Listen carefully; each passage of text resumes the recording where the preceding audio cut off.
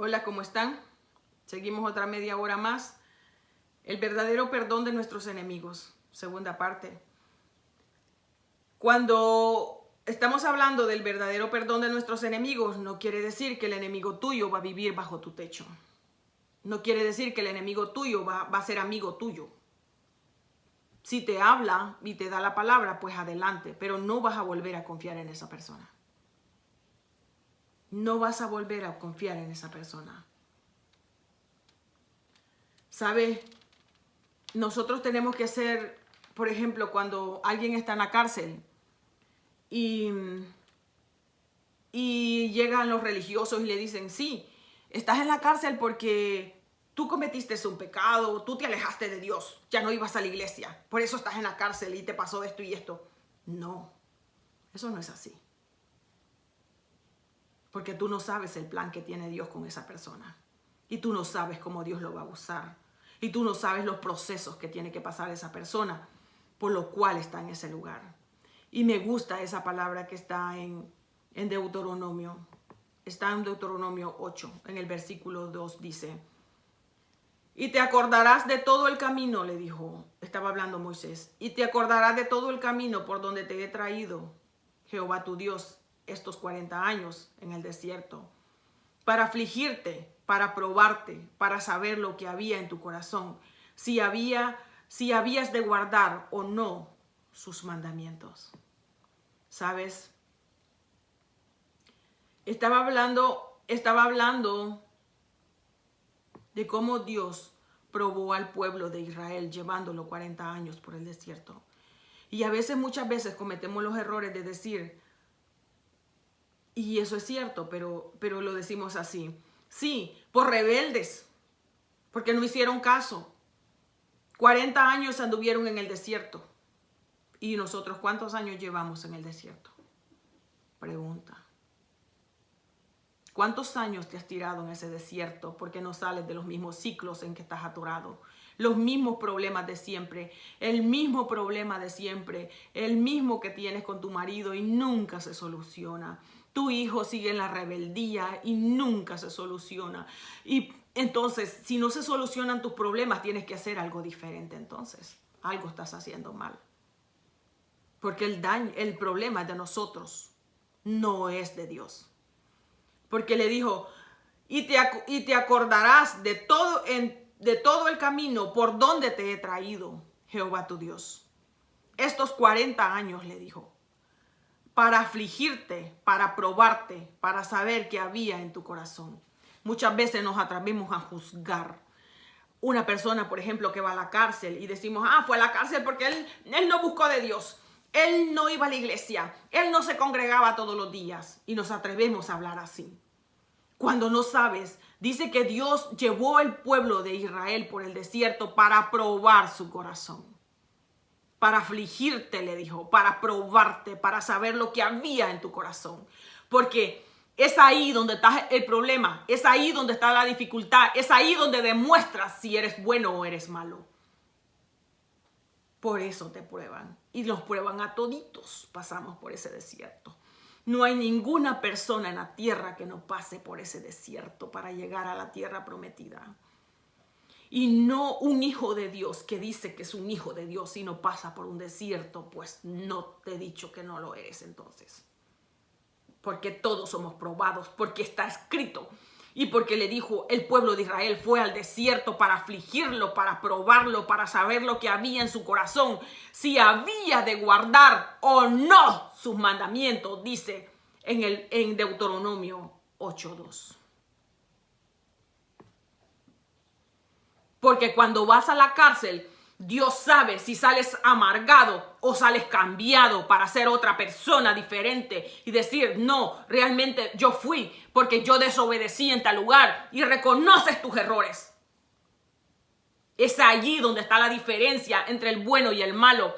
Que no te amargas por lo que te pasan cosas malas, no te frustras, no te sientes solo o te sientes abandonado. Sí, te sientes así en ese momento, pero eso no hace que salga lo bueno que hay en ti, que es, no, yo no voy a volver a cometer este error y yo voy a aconsejar a mis hijos o voy a aconsejar a mis hermanos o voy a aconsejar al otro para que no haga lo que yo hice.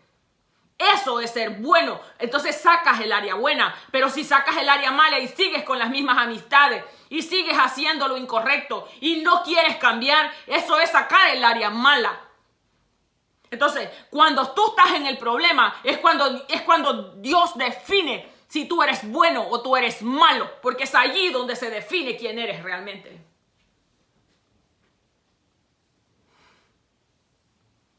Porque tenés que pasar pruebas, sí. Tenías que tener ese marido abusador, tal vez sí, para que aprendas a fijarte nuevamente y no cometer los mismos errores con otro que venga después, porque Dios es Dios de oportunidades y para que tus hijos no sufran. Y me dijo alguien al otro día que fue a la cárcel, él me dijo, quiero regresar con mi esposa, pero es una gran celosa, me dijo.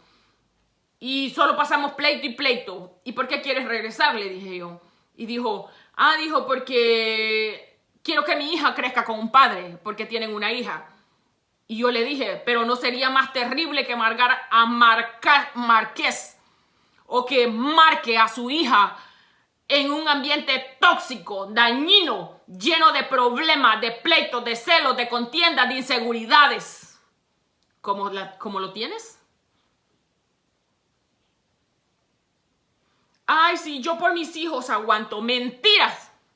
No es verdad que por tu hijo aguantas. Porque a tu hijo lo estás marcando para que llegue otro abusador y también abuse de tu hijo. Porque es el mismo cuadro, la misma enseñanza que le estás dando y el mismo ejemplo que le estás dando. Entonces, eso no es verdad. Wow, muy fuerte, ¿no? Así es la palabra. La palabra es fuerte, porque la palabra sana heridas. La palabra saca lo podrido que hay en nosotros. La palabra es vida y es medicina. Y si no te tragas la medicina, no te vas a curar, porque Él vino por los enfermos, no por los sanos.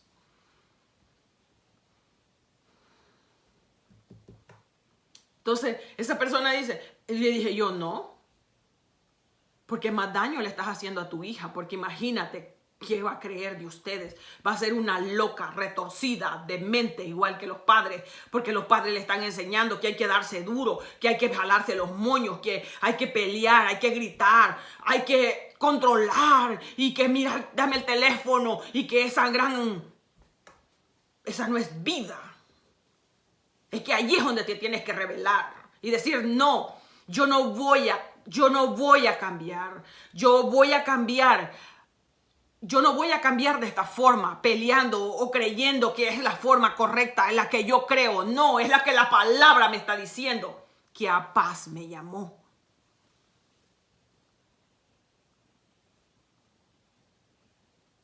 La reina Esther. El verdadero perdón de nuestros enemigos no es así. No es que tú vas a estar aguantando porque tú amas a alguien y lo vas a estar aguantando. No. Conozco una señora que está aguantando a su marido, su borrachera, sus amistades todo el día, el musicón asqueroso. Porque yo le he dicho, es porque ella lo permite, ella lo quiere. Ella dice querer, pero es que hay amores que matan. Y eso la está matando a ella. Pero allí es donde actúa tu libre albedrío. Allí es donde actúa tu libre decisión. Tú decides qué vida quieres llevar. Si una vida de catástrofe, una vida de miseria, una vida de llanto, una vida de dolor, una vida de tristeza, una vida de que, ay, no sirvo para nada. Ay, que miren, me traicionaron. Pero tú tomaste en cuenta a Dios. Mi pregunta, para tomar esa decisión de buscar una persona así, tú no estás tomando en cuenta a Dios. Dios no permite el sufrimiento de nadie. Tú te lo buscaste porque tú quieres creer que tú lo vas a cambiar. No, si yo me pudiera cambiar a mí misma, entonces no estaría en la lucha que tengo todos los días.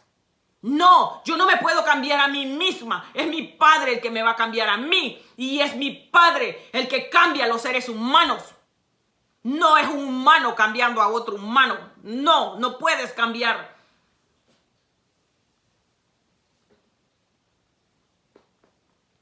No puedes cambiar a otra persona. Solo Dios puede cambiar a las personas. y la decisión que tome esa persona. Si esa persona dice, no, yo voy a hacer un cambio, yo voy a buscar de Dios y voy a pedir que me saque de este lugar, que me saque de este desierto en que yo vivo, que me saque de acá, que me saque de este dolor, que me sane mis heridas, porque Él vino a sanar heridas. Él vino a sanar y a restaurar. Él vino por los enfermos porque sabía que estábamos enfermos de pecado, de dolor y de tristeza. Y Él vino a darnos esa vida y vida en abundancia. Pero tú te aferras a Él y dices, no, prefiero la muerte, pero no me conformo a esta vida miserable que tengo. Entonces, cuando eso está en Salmo 60 y 63 y dice, prefiero tu misericordia que la vida. Y tú te aferras y dices, prefiero tu misericordia que la vida. Prefiero tu misericordia que la vida. ¿Qué le estás diciendo? Prefiero morir a vivir así. Cuando tú te aferras a Él en esa actitud y Él dice, no, ella sí quiere cambiar. Ella sí quiere ser diferente. Ella no se ha conformado con el espejo de la mentira que el mundo le ha puesto enfrente. Ella no se traga esa ilusión. Ella no se traga que ha nacido para sufrir y dice, no, ella tiene fe. Ella quiere un cambio porque eso existe. Porque dice que Él nos dio poder, nos dio amor y nos dio autoridad. Cuando tú te aferras así con el Padre viene a tu ayuda y te saca. Pero tú tienes que hacer algo, tienes que leer la Biblia, tienes que leer su palabra y tienes que empezar a hablar con Él, porque Él es una persona viva y te está viendo, te está escuchando.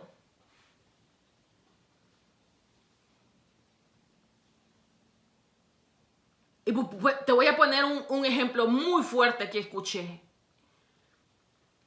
Alguien hizo una pregunta y dijo, ¿a dónde estaba Dios cuando fui abusado? Dijo así. Fuerte esa pregunta. Dijo, ¿dónde estaba Dios cuando yo fui abusado? Y le dijo esa persona, él estaba ahí y le dijo. Pero la pregunta que te tienes que hacer, le dijo, es ¿dónde estaban tus padres que te debían cuidar? Le dijo. Y eso es correcto. ¿A dónde estaban los padres de ese niño que debían de cuidar para que no fuera abusado, para que no fuera maltratado, para que no fuera abusado, para que no fuera dañado? ¿A dónde estaba papá y mamá? Montón de señoras llorando por sus hijos.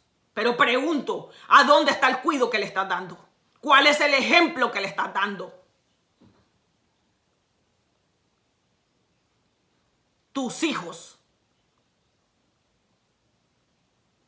te los dieron para que los cuidaras, para que los protegieras, para que los defendieras, para que fueras un amor y un ejemplo para ellos, para que fueras una leona peleando por tus hijos. Porque así como te han dado amor y te dieron la vida, así tienes que vos también, de lo que te dieron, tenés que dar.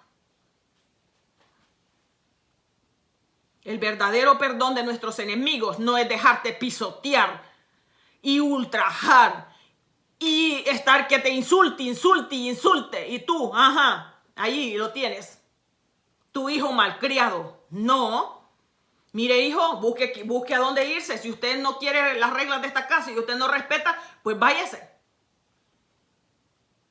Que tú lo permites, pues. Tú lo permites porque no tienes fe, porque crees que tú puedes cuidar mejor a tu hijo que Dios. Porque tú dices, si se va a la calle es blanco fácil, es blanco. Pero entonces Él lo ha permitido. Entonces tú no estás creyendo que es un Dios, que el Dios no solo está en tu casa, sino que está allá afuera cuidando también. Has limitado a Dios. Por eso es que tienes el problema que tienes. Eso no es amar a tus hijos. El verdadero perdón de nuestros enemigos no es enojarte con ellos, ni gritarles, ni decirles, ay, que vos sos una aquí, que vos sos una allá, que un tal por cual. No. Tú tienes que estar tranquila, porque nada te tiene que robar la paz. Entonces tú la reina Esther invitó a su enemigo a comer a la mesa. La reina Esther invitó a su enemigo a comer a la mesa. Jesucristo tenía Judas. Ese es mi mayor ejemplo para mí. Jesucristo tenía Judas en la mesa. Wow. Eso a mí me deja, pero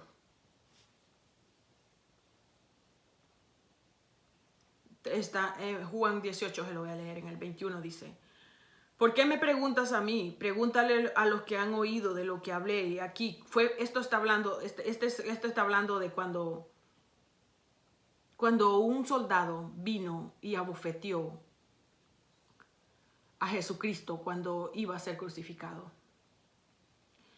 Y cuando este soldado, en el Juan 18, 22, cuando este soldado le pegó en la mejilla, le pegó, dice: ¿por qué me preguntas a mí? Pregúntales a los que han oído, le contestó él, lo que habló. He aquí, estos saben lo que he dicho.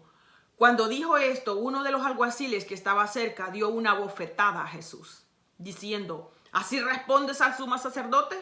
Jesús le respondió: si he hablado mal, da testimonio de lo que he hablado mal. Pero si hablé bien, ¿por qué me pegas?, le dijo. ¿Ves? Es que te has enseñado que dice: ay, no, es que Jesucristo, él dice que hay que dar la otra mejilla. O sea que si alguien te está maltratando, te está insultando, está hablando mal de ti, tú tienes que seguir ahí aguantando. No, no te está hablando de eso. Porque Jesucristo, cuando lo abofetearon, dice que él le respondió a la persona que lo abofeteó y le dijo: si he hablado mal, da testimonio de lo que yo he hablado mal, le dijo. Lo confrontó. No se quedó callado. Él lo confrontó y le dijo: bueno, si yo he estado hablando mal, todo lo que he estado diciendo y predicando allá afuera, decime en qué yo me equivoqué. Eso le estaba diciendo. Lo confrontó, sí, lo confrontó a este alguacil. Entonces, no, se dejó golpear y pisotear y todo. Fue por nuestros pecados cuando fue al madero a morir por nosotros.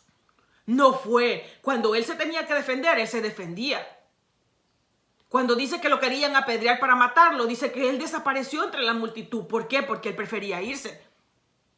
Pero él siempre estaba, él nunca estaba dejando que lo ultrajaran o lo maltrataran o le dijeran. Lo mismo le pasó a Pablo en Hechos 23:3. Dice que entonces Pablo le dijo: Dios te golpeará a ti, pared blanqueada. Te sientas tú para juzgarme, te sientes tú, le dijo, para juzgarme conforme a la ley y violas la ley ordenando que me golpeen. Pablo estaba siendo enjuiciado. Pero vino este hombre y le golpeó. Y Pablo se enojó. Pablo se molestó y le contestó y le dijo: pared blanqueada, le dijo. ¿Te sientes tú para juzgarme conforme a la ley?, le dijo. Como quien dice: estás violando la ley porque me tienes aquí y pretendes todavía golpearme.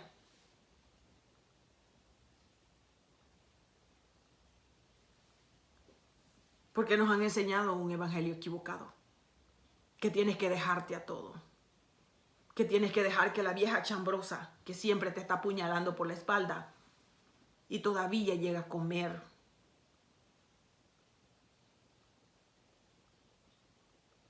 Y todavía dejas. No, señora, usted tiene que hablar tranquilo y le: mire, señora, fíjese que yo sé que usted ha andado hablando esto y esto conmigo. Fulano y Mengano son testigos de eso.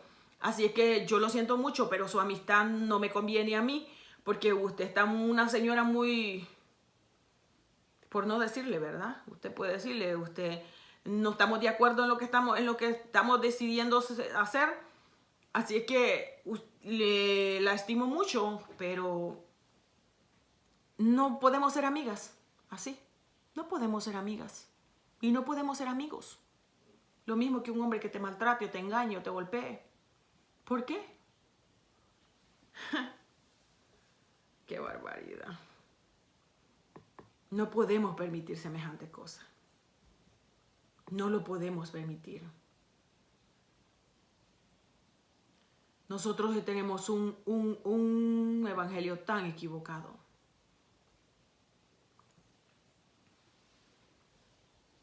Cuando Jesús le dijo a Pedro que perdonara 70 veces 7, le estaba diciendo que perdonara para siempre. Eso significa perdonar 70 veces 7, significa perdonar para siempre. Yo te perdono pero no puedo estar donde tú estás. Porque no frecuentamos, no tenemos los mismos pensamientos, porque no hablamos los mismos idiomas. Sabe que yo me he apartado de mucha gente porque están en la gran rueda ahí con sus música a todo volumen, con sus cervezas ahí, y quieren que tú compartas de eso. Y eso te va a golpear y te va a atar y te va a mantener anclada. Por eso es que no lo tienes que permitir. Es que jamás va con la luz y las tinieblas, no se van a llevar y no van a hablar de lo mismo. Yo no hablo lo mismo que ellos hablan, no digo las porquerías que ellos dicen, no escucho sus porquerías también, porque eso me va a golpear y me va a atar y no lo puedo permitir. Y es que esa es la definición que Dios manda. Dice que el que está conmigo, o estás con él o estás contra él. O estás con él o estás en contra, pero no puedes estar en medio. O sos frío o sos caliente, pero no puedes ser tibio. Tienes que estar definido lo que tú quieres y lo que tú quieres que te suceda. Cuando Él te está diciendo perdonar a tus enemigos, no quiere decir que te vas a alegrar si le pasa algo malo. En Lucas 6:29 dice, y en el 28, bendecid a los que os maldicen, orad por los que os vituperan. El que te hiere en la mejilla, preséntale también la otra. El que te quita la capa, no le niegues tampoco la túnica. Todo el que pida, dale, y el que te quite de lo tuyo, no se lo reclames.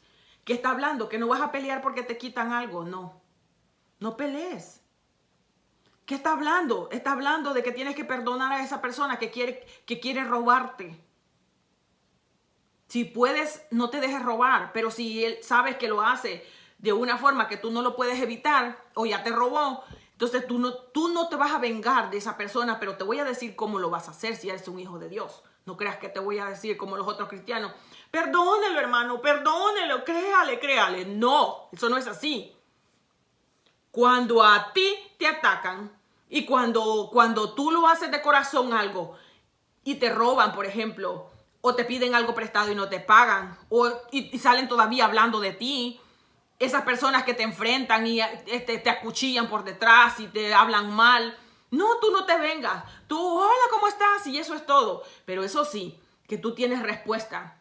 Como tú eres un hijo de Dios y tú lo has perdonado de corazón y no sientes nada en tu corazón, solo sientes pena por esa persona, tú vas, por ejemplo, y por ejemplo, está el Salmo 35, por ejemplo, el Salmo 7, o puedes usar un salmo, el Salmo 109, que eso es para nuestros enemigos.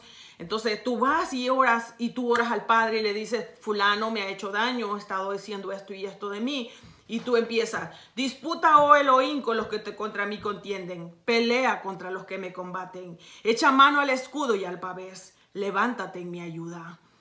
Saca la lanza, cierra contra mis perseguidores, di a mi alma, yo soy tu salvación. Sean avergonzados y confundidos los que buscan mi vida, sean vueltos atrás y avergonzados los que mi mal intentan. Sean como el tamo delante del viento, y el ángel de Jehová los acose. Y empiezas a orar así.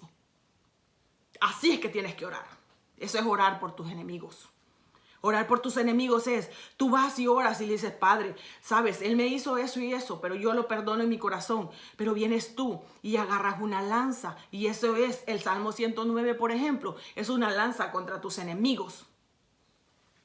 Y tú vas a ver cómo Dios te defiende. Porque no es que nos dejaron que nos abofeteen, no es que nos dejaron sin arma, no es que nos dejaron sin escudo, no es que nos dejaron sin la armadura. No, la armadura de nosotros es la palabra, y la palabra está escrita para aquel que es fiel, para aquel, la palabra es una espada que va a quebrantar, es una espada que vas a usar contra tu enemigo. Es una piedra que va a dar a la frente de Goliat.